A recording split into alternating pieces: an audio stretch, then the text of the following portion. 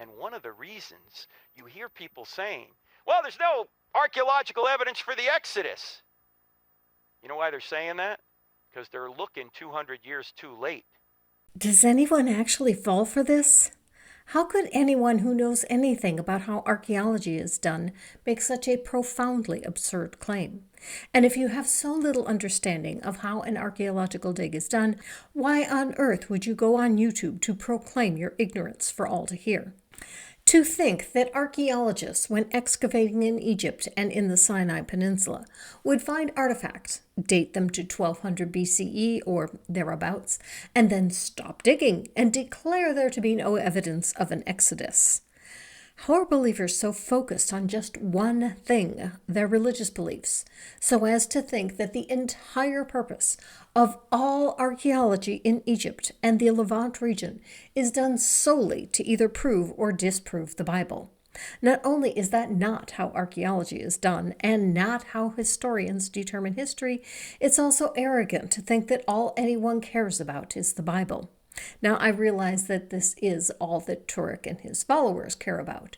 Turek because he needs it to make his living, but his followers need to get a life. If they want their Christian God, fine, they can have him. But don't try to cast your God as so important to everyone else that studying your God is all that anyone does. Your God isn't even all that I have to talk about. Let's have a chat.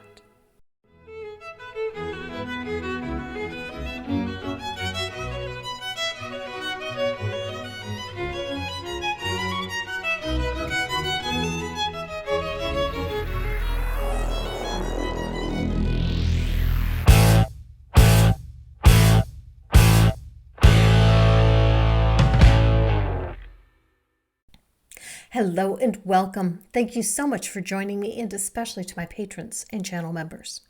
Frank Turk claims to have 9 more discoveries that support the Exodus.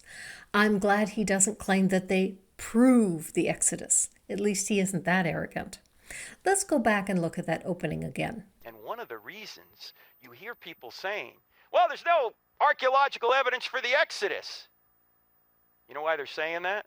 Because they're looking 200 years too late. My first question is, what is with Christians and old-fashioned TV sets? Mike Winger used one in his recent video about Micah Turnbow. Is the Christian base getting so old that that's how their audiences relate to a TV? Or do a lot of apologists use the same editing software and they just added this as a new feature and they're all trying it out? Second, Turek is exaggerating the claims of his opposition. I don't say, nor does any reputable scholar. Note that these are 2 different categories there. I am not calling myself a scholar in this field. That there is no evidence for an exodus.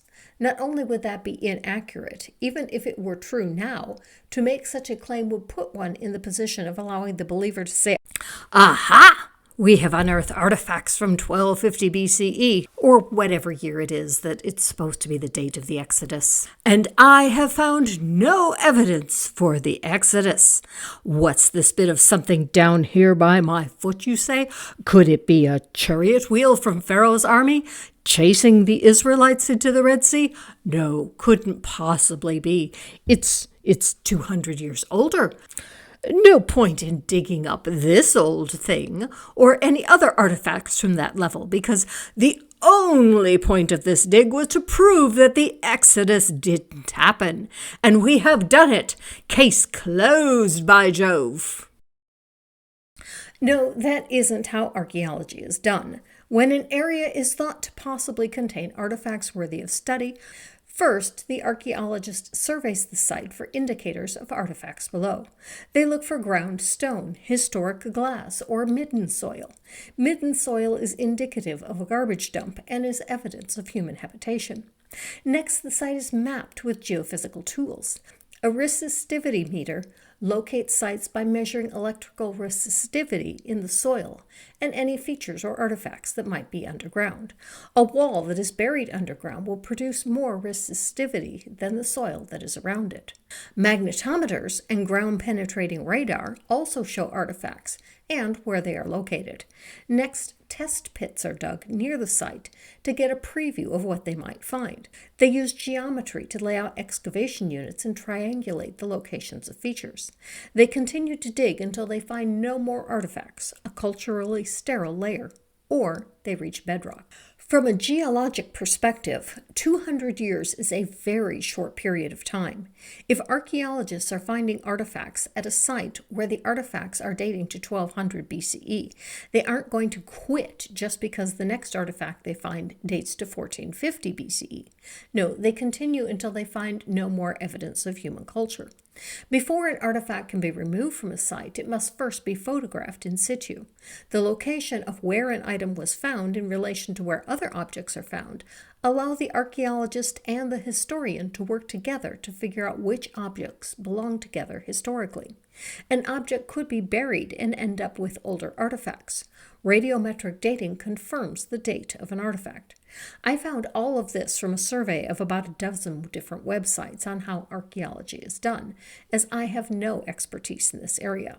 But even before I began, I knew that the claim that archaeologists can't find the evidence for the Exodus because they don't dig deep enough was one that fits the category of even Frank Turk should know better. But I might be able to guess why he makes this claim after looking at his Wikipedia page. It says he was raised Catholic but became Protestant after reading Josh McDowell's Evidence That Demands a Verdict, the very book I credit for convincing me of the inerrancy of the Bible by its claims that no archaeological find has ever disproven anything in the Bible. A claim that was not true when McDowell made it, but even if it were true, so much more has now been discovered that calls portions of Bible history into question. Okay, so now we know where Frank is coming from, even if he's overstating his case. What are these discoveries, and are they new discoveries? Or is Frank simply polishing old finds in hope of finding a gem? Look, there's only really two things you need to establish. You need to establish they were there at a certain time, and then you need to establish that they left and went to Canaan, what we would now call Israel. Did that really happen? First, you need to define what you mean by they. If you mean all of the people claimed by the Bible to have been enslaved in the land of Goshen, then most definitely not. The Bible claims there were 600,000 fighting men there, in addition to women and children, and the men too old to fight. And don't forget that allegedly all of the Hebrew boys were being killed around the time that Moses was born, about 80 years earlier. Did this practice allegedly stop? If so, when? The Bible doesn't say. But if there were 600,000 fighting men, an awful lot had to survive.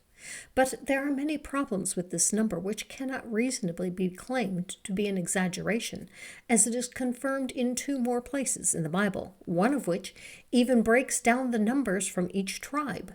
If there were 600,000 fighting men, plus women and children and old men, we are talking about 2.5 to 4 million Hebrew slaves in Goshen. One problem with this figure is that the estimated population of the entire country of Egypt at this time was about 2 to 4 million people. If the entire population of the country is Hebrew slaves, who is there to enslave them? Now, if by they mean a group of Hebrew slaves, just not the ones that the Bible talks about, then yes, there is evidence that there were Hebrew slaves in Egypt. Let's see what Frank thinks.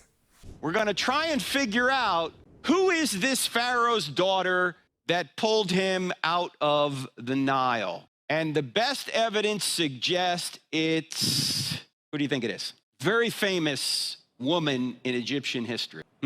Cleopatra? No, way too late. Yes, someone said it. It is Hatshepsut. I was going to guess Nefertiti, but why are we starting by assuming that the Bible story is accurate?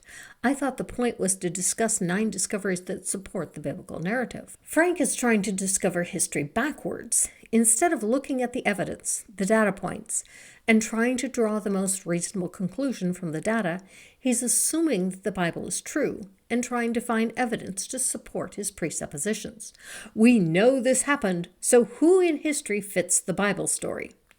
He's no better than a young Earth creationist. Frank is taking Ken Ham's method for finding Genesis to be factual and applying it to the Exodus. Who is Hatshepsut? You see this temple right here? That's her mortuary temple. Now, here's the genealogy. These dates are not set in stone. A phrase that refers to the tablets that God allegedly gave Moses, a set of tablets that supposedly had 10 commandments on them. The Lord Jehovah, has given unto you these 15, 10 commandments. Written by God himself, the only alleged physical evidence of the existence of God, and Moses broke it in his anger at the people over the golden calf. So God gives him another set, except that at first God says he will write the commandments himself, but then a few verses later he's standing with Moses but tells Moses to do the writing. And evidently he's changed his mind on what the commandments should be because the second set is slightly different. Even that which is written in stone seems to be subject to change. Chronology in ancient Egypt is highly debated. In fact, many Egyptologists would probably move this a couple of decades closer to us. Decades? When you're talking about ancient history, a difference in a few decades is like the difference in the weight of a bucket of water with one less drop of water in it. Yes, it is a difference, but not a significant one. If Egyptologists disagree on the dates of Hatshepsut's life by a mere few decades, then the dates of her life are well established. Further, if the disagreement is a few decades, that doesn't mean you can just move it 200 years if you want to. That would be like not knowing the exact time of day that the shot heard round the world was fired and concluding that therefore it could have been fired in 1835. If that's where he's going, his evidence won't support him. All right, but these are the dates that my Egyptologist, who we had as a guide in Egypt, said he thinks these are the correct dates. So there's Thutmose I. Now, Thutmose I is the Pharaoh, in our view anyway, in the Bible who's ordering the death of the babies. Note the "in our view anyway." At least he acknowledges that even his guide on his trip to Egypt didn't agree with him on Egyptian history. I don't know who Frank's guide was or what background in history the guide had, but I would tend to trust the guide, who likely lives there. But I'm also questioning the claim that the guide was an Egyptologist. Generally, Egyptologists don't give guided tours. Maybe an exception was made for the famous Frank Turk. Amenhotep II, who is a very arrogant pharaoh, and we think this is the Exodus pharaoh. Now, underneath this mortuary temple is an entryway to another tomb, and this is what the entrance looks like. They built an awning over it, and it goes down. But look at what this sign says above it. Senmut, from the 18th dynasty. Does someone want to tell Frank that that is a new sign? It clearly isn't from the 18th dynasty. Senmut means mother's brother. There are some archaeologists that are saying this is Moses. This is his Egyptian name. So your discovery is that it is possible that this is the tomb of Moses. It's also possible that this was the tomb of an alien from Mars. It's also possible that Moses was called Mother's brother. Who would have called him that? Amenhotep? I don't think so. Next, according to your storybook, Moses was buried in Moab. Why would he have a tomb in Egypt? Even if he was never buried here, did he ever intend to be? Your book doesn't indicate that. Most scholars don't think that Moses was even a historical person. Rather, he is more likely to be a legend. Evidence of this is in the fact that there are elements of the alleged life of Moses that are also seen in other myths of the region. Further, there is no historical or archaeological evidence of a single person doing all the things that the Bible claims to have been done by Moses. Why does Frank think this sign is authentic? Why does he think this refers to Moses? There are many different names. Remember when Daniel and his colleagues were taken to Babylon, they gave them Babylonian names? Well, maybe they gave Moses this name. Oh, wow. Oh my gosh. Frank could be right. This could be Moses. Or, Frank, hear me out. This could be Amelia Earhart. Since they gave people new names, maybe, just maybe, they gave this name to Amelia Earhart. Maybe they found Amelia Earhart's tomb. Oh my.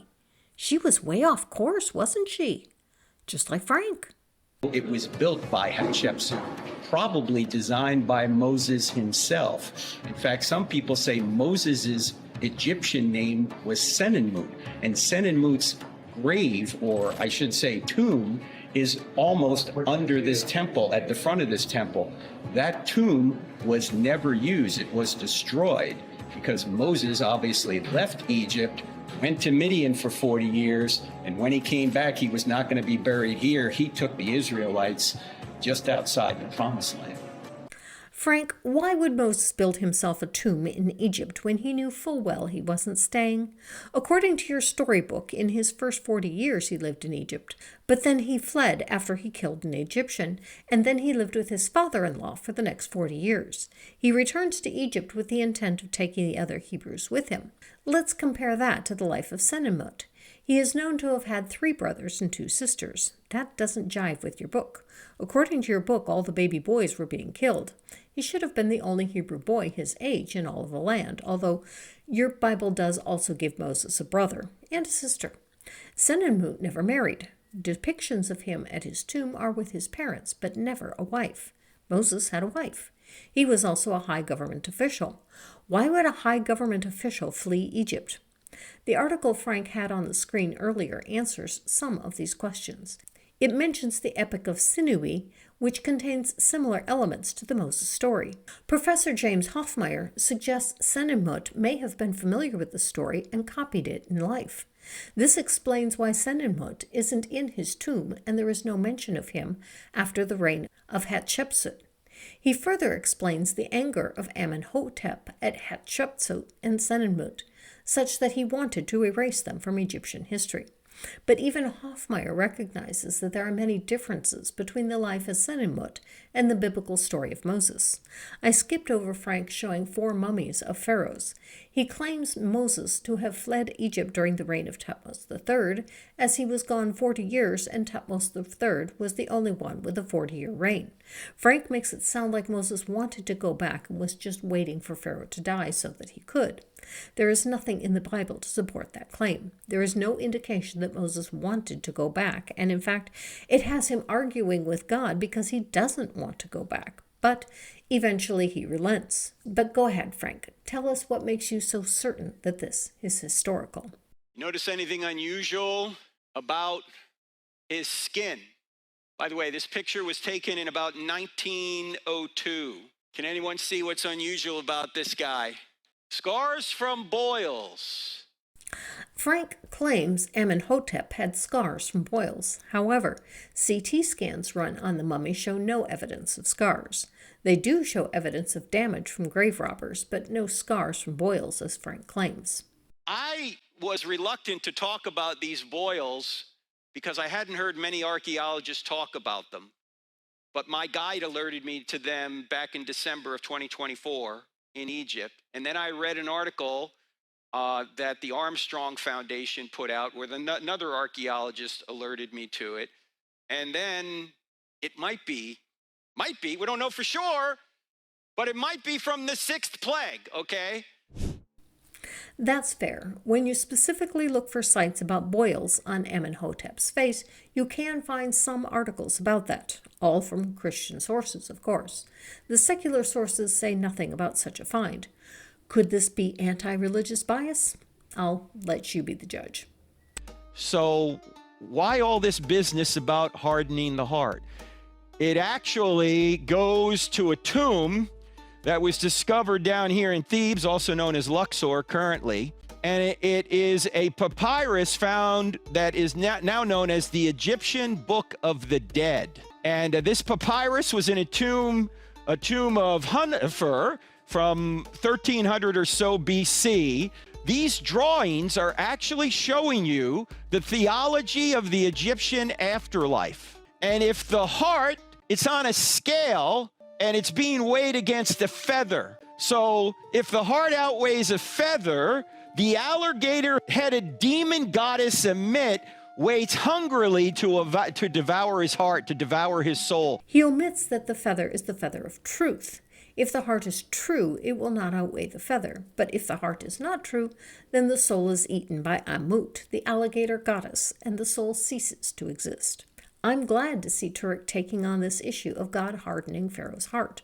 I omitted where he mentions that many ask how Pharaoh can be culpable if God is the one who hardens Pharaoh's heart. Frank says it's because Pharaoh started the process. God just finished it. He brings up Romans 1:28, claiming that since Pharaoh didn't acknowledge God, God gave him up to a depraved mind. But the verses don't support Frank's theology. Exodus claims Pharaoh wanted to let the people go.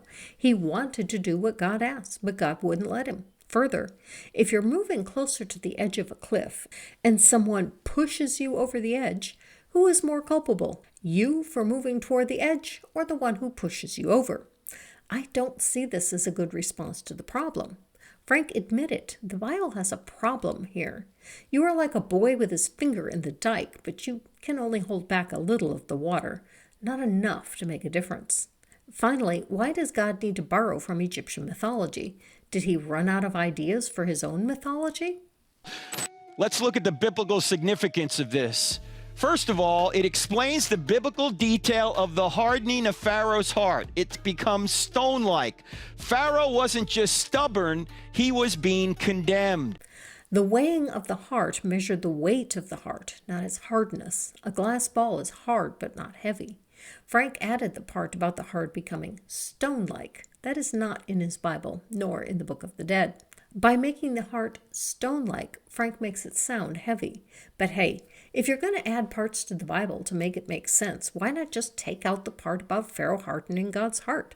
Find some excuse for why this verse is a mistranslation or a copying error. That's it. It's a copying error. Or better yet, since the Bible doesn't always say what you want it to say, just make up your own Bible.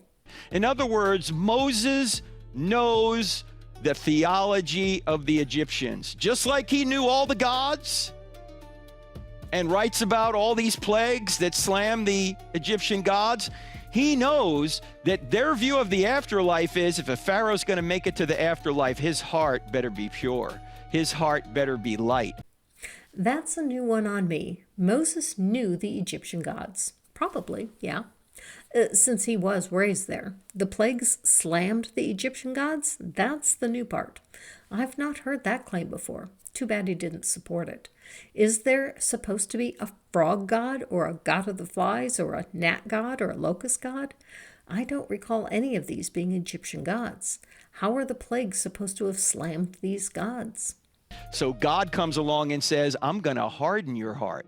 In other words, you ain't going to make it in the afterlife according to your own theology. Because I'm going to ruin it for you. I'm going to make you impure. Evil God you got there, Frank. Vindictive, spiteful, jealous, all the things you find in flawed humans. Funny how your God is a reflection on human emotions. Which is the next point. In the plagues, God conquered false gods, humiliated Egyptian priests and royals. He showed that Pharaoh would be judged by his own theology. Cool. So God didn't condemn Pharaoh. So where is Pharaoh? Since Pharaoh's theology isn't real and God doesn't condemn him, except by his own theology, where does he go? Heaven? Somewhere between heaven and hell?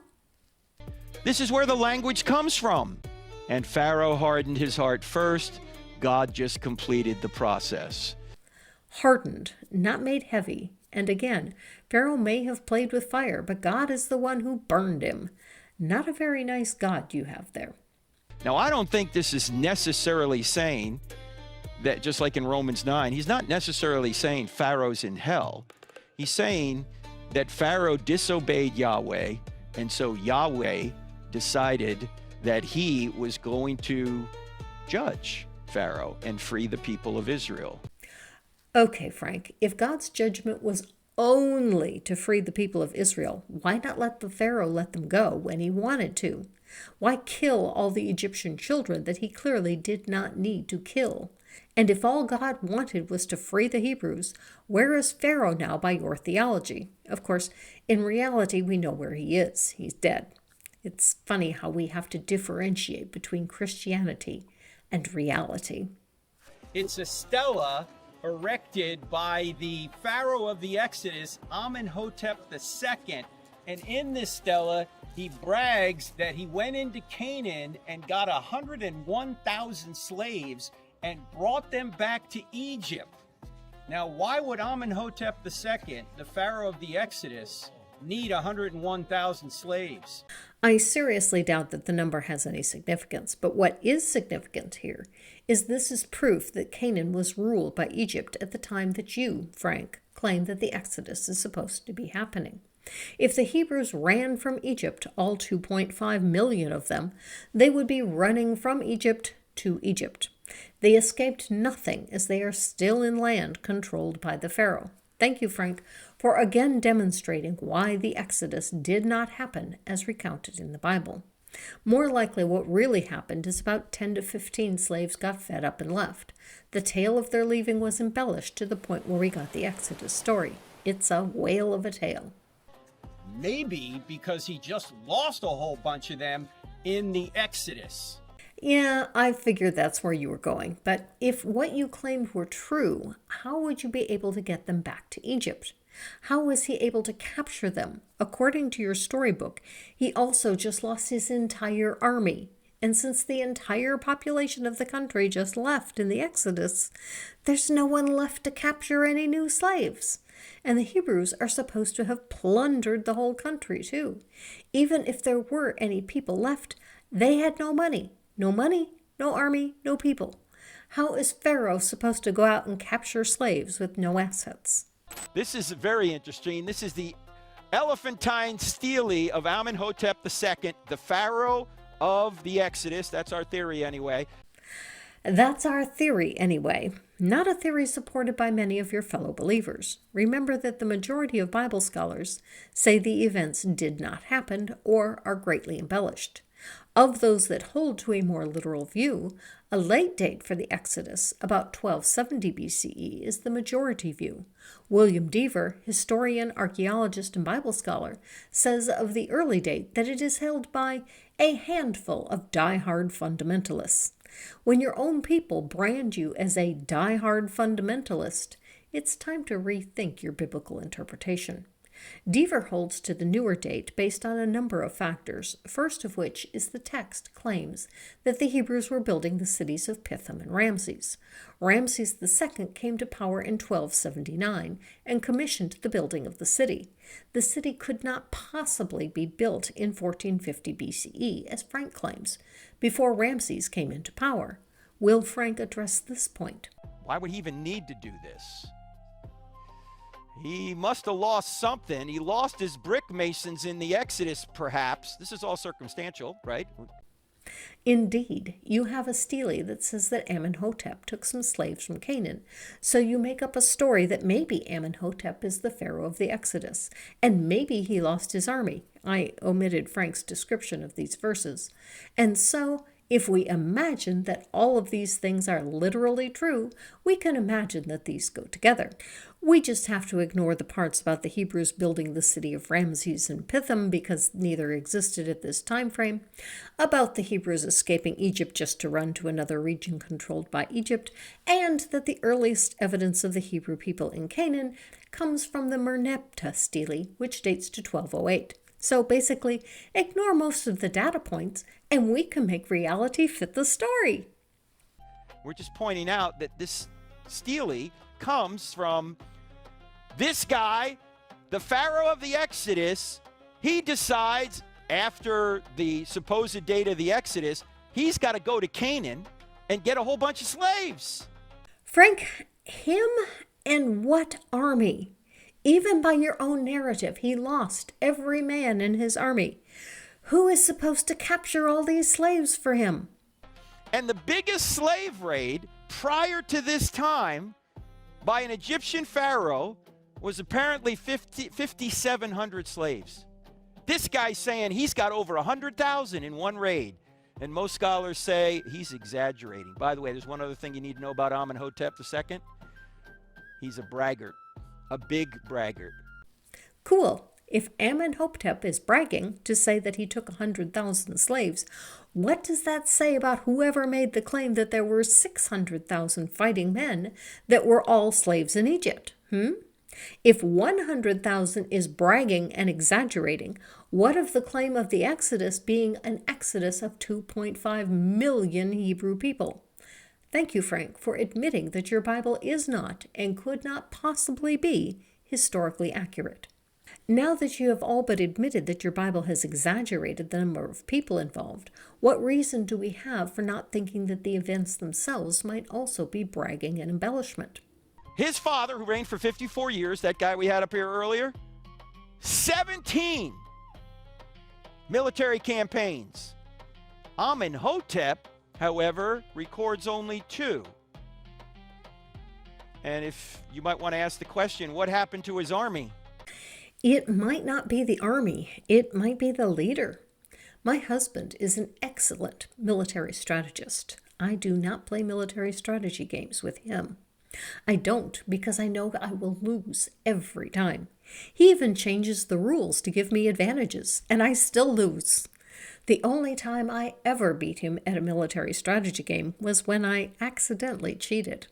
I marched my army over a set of mountains, not knowing that you needed 3 moves for a single step in the mountains.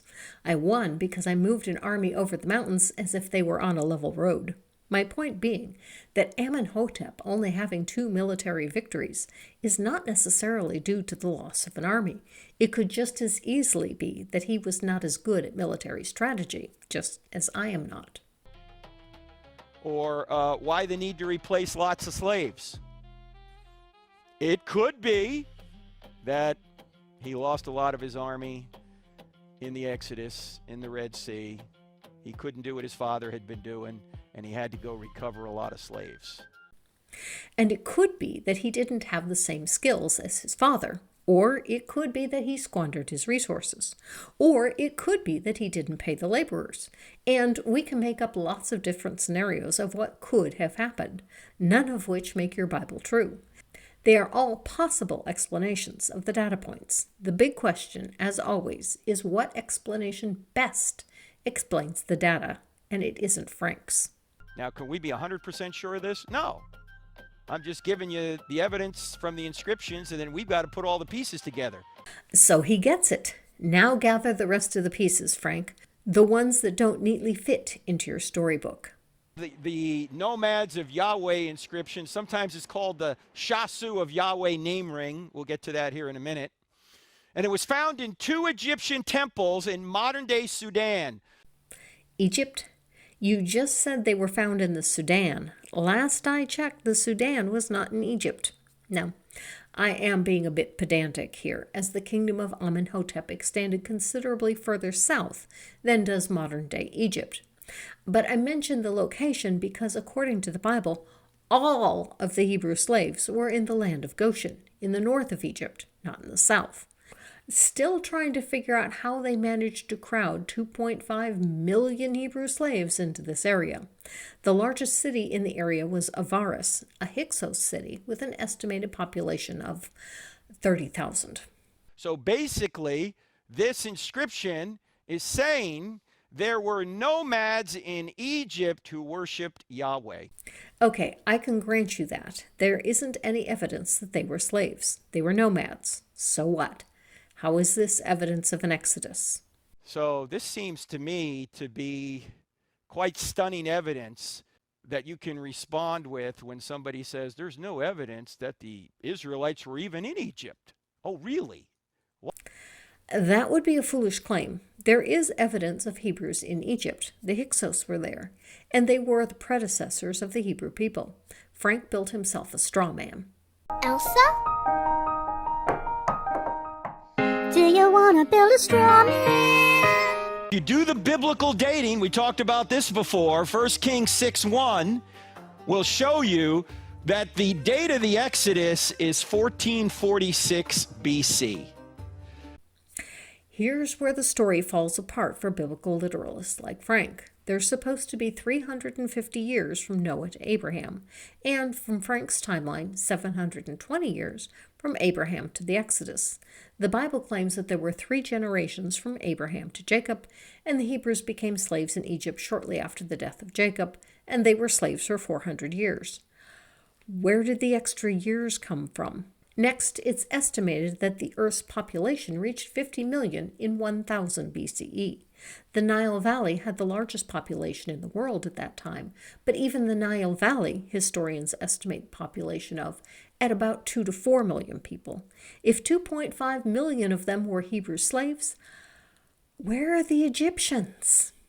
And if they wander for 40 years, the date of the conquest of Jericho is going to be 1406. Now Frank has just skipped over a major problem for the Exodus story. Where are the bodies? According to the Bible, all of the people that left Egypt died in the wilderness except for Joshua and Caleb. Where are the bodies? An apologist suggested to me that because 70 to 80,000 people can attend Burning Man in the desert and leave no trace, so too could the Israelites leaving Egypt. Really? How many people died and are buried at Burning Man? We know the answer. 0. One person died at Burning Man this year, a first, but that person was not buried there. If the Exodus story were true, the Israelites were camped in the desert for 40 years, and during those 40 years, all of them died and were buried. All 2.5 million of them. They were replaced by their offspring. Their trash would all be left there. 40 years of trash for 2.5 million people. Unlike Burning Man campsites that are used for a mere 9 days, they were there for 40 years. Let's see you try to haul all of your trash for 40 years of living out with you when you move. And even if we accept the Bible has grossly exaggerated the numbers of people, we still should find evidence in the desert of people having lived there for 40 years, and we don't. This is where the evidence is missing, not in Egypt, but in the desert. Frank instead has jumped to the next problem with the story, and that is that Jericho was pretty much empty in 1400 BCE. It was destroyed 150 years earlier. There is evidence that a smaller settlement may have been rebuilt, but nothing that would require an army to get the walls to tumble down. The walls had fallen 150 years earlier. It would seem that the biblical authors are bigger braggarts than Amenhotep. And when you get down to Jericho, this is what you see. This is what we call a tell. This was the city that Joshua took in 1406 BC. You can see they've got a little area here that they've created a welcome center. These are buses right here. So when you go to Jericho, you'll go right here, and then you can walk throughout this tell. Joshua and his army came to the welcome center in buses? Who knew? Frank plays a 3-minute clip from the site. The important person here is Peter Parr, who was with Dame Kathleen Kenyon for the excavation of Jericho. Here he is describing what they found. It's come down, yes. If you have a brick wall sitting on top of a stone revetment and it falls over, where else can the bricks go? They've got to go to the bottom. That illustration isn't even close to the description in the Bible, nor does it match the description Josh McDowell uses in Evidence That Demands a Verdict, where he claims that the evidence was that the walls fell flat. This is not the walls falling flat. This is the walls collapsing and tumbling down. The first would require a miracle. The second would not. This claim about the walls of Jericho were one of the biggest pieces of evidence for me as to the veracity of the Bible. When Josh McDowell reported that the excavators of the site found that the walls had fallen over flat, I believed him. And now, for the first time, I am hearing from Peter Parr himself that that is not what they found. Rather, they found that the walls had simply collapsed. Did McDowell know that this was the case when he wrote his book? No hand of God knocking the walls over. Frank, if you let the next generation hear this, they're not going to get fooled like I was. What are you doing here? Giving away the store? And so with that pile of bricks, what does that tell us? Does that tell us that there was a destruction of the wall? Certainly. It certainly is evidence of that destruction. These fallen bricks from the city wall can be seen in this diagram from Kenyon's excavation report. Of course you cut him off there. No one is questioning whether there was a destruction. The questions are when and how. Better not let your audience hear his answer to those questions. It would destroy your whole narrative. This find of a collapsed city wall found here at Jericho is unique in archaeology. At no other site have we found evidence for a city wall that has fallen down. That is Dr. Bryant Wood, biblical archaeologist and young earth creationist. In other words, his livelihood depends on his finding that everything lines up with a literal reading of the Bible. But this is a falsifiable claim, and it took me all of 1 minute to find evidence of another city wall that has fallen down. Chester's city walls collapsed in 2020 and fell down. Not the entire wall, just a section, but I even have a photo here for you. Yep, the wall has fallen down, very like your picture. Seems to me like I've seen pictures of walls falling from earthquakes, too. This claim didn't go very far. Now, here's Kenyon's drawing again. Remember, she's not a believer.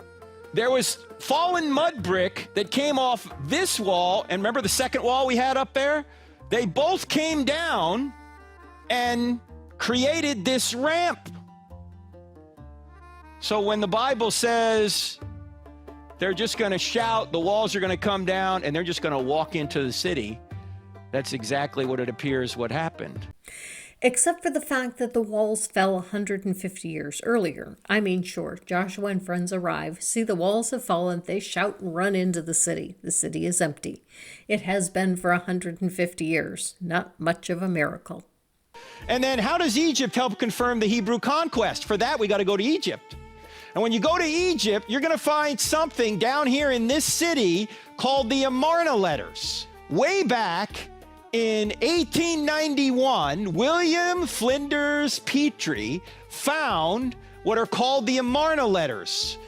And there are 382 of these things found in this place in Egypt between Cairo and Luxor that reveal life in Canaan when the Israelites were taking the land between 1400 and 1300 BC. He got some of that right, except the Amarna letters are some of the strongest evidence that the Exodus could not have happened as described in the Bible. Not that the Exodus didn't happen at all, but that it could not have happened the way the Bible claims it did. They are the evidence that Egypt ruled Canaan during this period. He's right that they discuss life in the region of Canaan during this time frame. They discuss making it clear that the rulers in Canaan report to overlords in Egypt. By the end of the 12th century BCE, Egyptian influence had waned, making the possibility of an exodus to Canaan more feasible, and thus the greater support for the later date. Further, there are records of people traveling in the region from Egyptian papyri. These papyri are consistent with some aspects of the biblical story. They mention slaves escaping and traveling a similar route to the biblical route. They are described as Asiatic, not Egyptian. They flee from Ramses, but at night. Frank doesn't mention this account. Why not? Could it be because some aspects of the story don't fit his narrative? There were only a few of them. They go at night. Or could it be because the papyri show evidence that ingress and egress from Egypt was controlled? Controlled to the point that flocks entering to be watered are documented. A single pair of escaped slaves are documented. And yet, an entire people group manages to plunder the land and leave unnoticed, undocumented? Next, following the expulsion of the Hyksos in 1535, Egypt tightened security on its borders by building outposts. An early exodus would have encountered resistance at the outpost locations. Nor is there evidence of Canaanite cities being overthrown by Hebrew conquerors. The evidence of a sweeping conquest of the region just isn't there. So these letters are talking about what's going on in what we would call modern-day Israel. But they're in Egypt. Why would they be in Egypt? Because as we're about to see, there are correspondence between pharaohs of Egypt and people in Israel, or Canaan at the time. All right? He's close. There is correspondence between the pharaohs of Egypt and the local leaders appointed by the pharaoh to rule in Canaan at the time. And they're two-sided, they're cuneiform tablets, they're 2.5 to 9.5 inches each, and there are several references to the Haparu, or Habaru, the Egyptian equivalent of Hebrew, which could also be a generic derogatory term for enemies. Now, what did these things say? Well, kings in the area of Canaan, what we call modern-day Israel, they need help from the Harabu, because of the Harabu. In other words, they're asking the Pharaoh to help them because these Hebrews are threatening them. Except that's not a reference to the Hebrew people. But don't take my word for it. Take biblical archaeologist Dr. Aaron Myers. A good friend of mine who also helps out with the channel and the Facebook page asked, does the Amarna letters that were sent to Pharaoh Akhenaten over the Philistines' cry for help from the Habiru mean anything in particular? Would you expand on that, and especially who the Habiru were? Okay, so the Philistines are not mentioned in the Amarna texts. The Amarna texts are mid-14th century, and the Philistines appear sometime in the either late 13th or early 12th century, so it's 150 years later. When the Habiru that are mentioned in texts from the Late Bronze Age are groups that live in the peripheral of ancient Near Eastern society, and they are sort of like the bandits, the social misfits of that time. There have been people who have connected between the term Habiru and the Hebrews, but that's something that most scholars nowadays don't accept. So now there are people in Canaan, and Egypt was trying to exert its influence on Canaan. They're writing to the Pharaoh saying, we need help. That's a bit of a mischaracterization there. They were, in fact, writing for help, but most often from each other. Each city had a local king that reported to a regional administrator from Egypt, who in turn reported to Pharaoh. But at this time, the land was ruled over by Egypt. The kings were often in conflict with each other. If Egypt was merely trying to exert influence here, the local kings would not be writing to Egypt for help. They would be trying to hold on to their own power. This is the reason that the traditional date for the Exodus has been rejected by all but a few die-hard fundamentalists, because the hold that Egypt had on the region precludes the story from being literally true. You hear people saying, well, there's no archaeological evidence for the Exodus. You know why they're saying that? Because they're looking 200 years too late. If they looked 200 years earlier, in the 1400s, they'd find everything we're talking about here. What Frank says is not entirely without merit. There is evidence of Asian slaves in Egypt, both in the early date that he proposes for the Exodus and well beyond that period, which tells us that if there was a small exodus in the time frame that he proposes, it certainly wasn't an exodus of biblical proportions. It would be more like an exodus of maybe 10 people. It's entirely possible that there were many exoduses of Asian slaves from Egypt over the period from the 14th century BCE, the traditional date, to the 13th century BCE, the consensus date. It could be that the stories that arose are a conglomeration of adventures by different groups of people. Just because the story isn't literally true doesn't mean there isn't any truth to it. Hey, we're in the Valley of the Kings near Luxor, Egypt, just across the Nile River from Karnak and the Luxor Temple. This is the tomb of Merneptah. He followed Ramses II. He is the guy that in 1208 erected the Merneptah Stele which says on there that he laid waste to the seed of Israel. This is one of the earliest references to Israel ever, and it does show, it seems, that Israel had to be in the land long before 1208 BC in order for him to lay their seed waste. That was a brag stela. In other words, he was bragging that he won, and he exaggerated that because obviously Israel lived on after that. And here Frank touches on a truth that should clue him in about his Bible as well. Just as the Stele bragged about the destruction of Israel, which obviously didn't literally happen, maybe he should realize that this was a common way to report on events, and realize that the Bible does the same thing. It exaggerates the number of Hebrew slaves, the number of cities that Israel took, what it took to conquer them, and over what period of time it all took place. Many of the conquest reports did not happen, but a few of them probably did. The important thing is not to take it as literal or gospel truth. See the scarab here? That was a symbol of resurrection. He is the guy that said Israel's seed is laid waste. Israel still exists. He doesn't. Are you sure about that? I mean, Israel does not exist now, at least not as it was then. It was destroyed, and later a new nation was formed and given the old name. If a boy is born in Egypt with the name Merneptah, does that mean that Pharaoh lives on? How about if his progeny still lives? The much more consistent date for the Exodus, according to the Bible and archaeology, is the Exodus took place in the 1400s BC, particularly according to the Bible, 1446 BC. That would have given the Israelites enough time to get into the land and become a nation, so later Merneptah could brag that he had beaten them. This is amazing. It's 3,200 years old, and it's got Israel on it.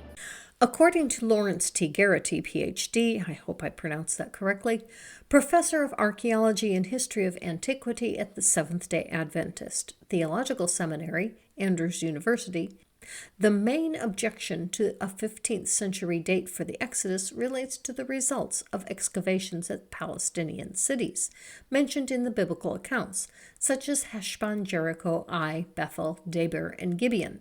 Post hoc explanations can be supplied for most of these sites, but there is no question that the archaeological evidence is inconclusive at best and problematic at worst.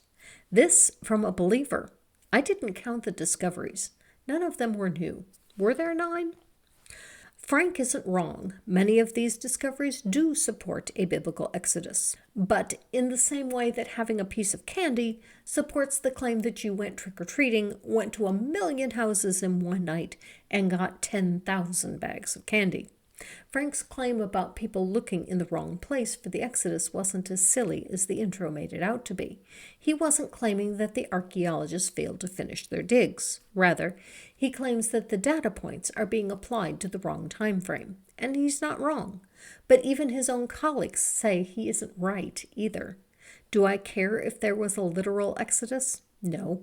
So why did I cover this? Because I do care about being as accurate as possible with history, and trying to make Egyptian history fit the Bible is almost as bad as trying to make evolution fit a young earth view of creation.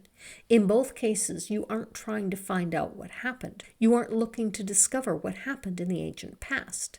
Instead, Frank starts with his conclusion of what he thinks happens in the ancient past, and then he looks for data points to support his conclusion.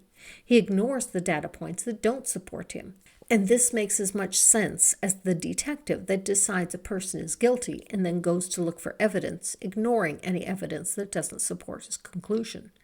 It does happen, but it rarely is accurate. It rarely gets you to the truth. Does the truth matter? If not, there's no need for evidence. You believe it, and that's all there is to it. It doesn't matter if it's true or not. But if the truth matters, we need to examine all the data points, not just the ones that are convenient. Now, I have conceded that Frank has some legitimate points. There are some data points that do support his perspective. There just aren't enough of them. And the ones that don't support his conclusion are so overwhelming that even most of Frank's fellow believers aren't with him on this one. Revisionists are currently trying to rewrite history to make American exceptionalism a reality of history that it was not, and I am troubled. As revisionists attempt to erase women and people of color from the history books, I am troubled. If voices like mine continue to be heard, and as long as the historical work of Dr. Josh Bowen and Dr. Kip Davis and others continue to lead people like me to the facts, hopefully we can keep the revisionists in check. Live your life.